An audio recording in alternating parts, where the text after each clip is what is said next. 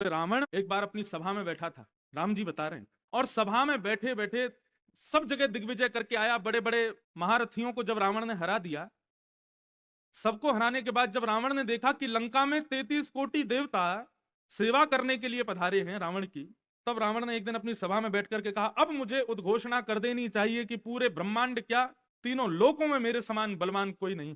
क्या आप सब लोग इस बात से सहमत हैं कि मुझसे ज्यादा बलवान कोई है संसार में? सब ऋषियों ने सहमति की, लेकिन एक ऋषि ने हाथ नहीं उठाया।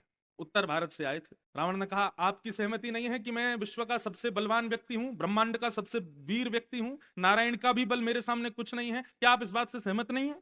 ऋषि बोले, हम अभी सहमत नहीं है महाराज। बोले क्यों? बोले, आपने अभी राजा रघु का नाम नहीं सुना है, जिनके कुल में राम जी का अवतरण। रावण कोई राम जी के समय का नहीं था, रघुकुल रघुवंश जब प्रारंभ हुआ तब से रावण का यश था।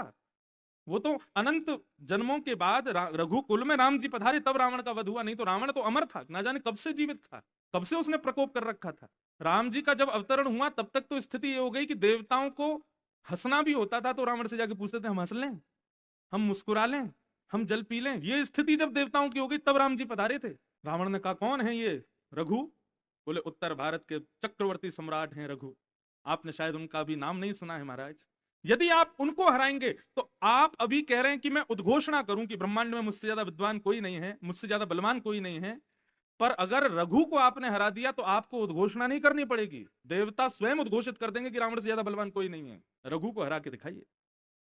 तब रावण रघु महाराज को देखने के लिए, उनकी शक्ति परखने के लिए आया उत्तर भारत में। तभी उसने क्या देखा कि रघु महाराज सरजू जी के तट पर बैठ करके संध्या कर रहे थे, गायत्री संध्योपासन कर रहे थे। रावण दूर बैठ करके संध्योपासन, अच्छा ब्राह्मण था, जानता था संध्योपासना कैसे होती है, आदि आदि सबके नियम जानता ही था रावण।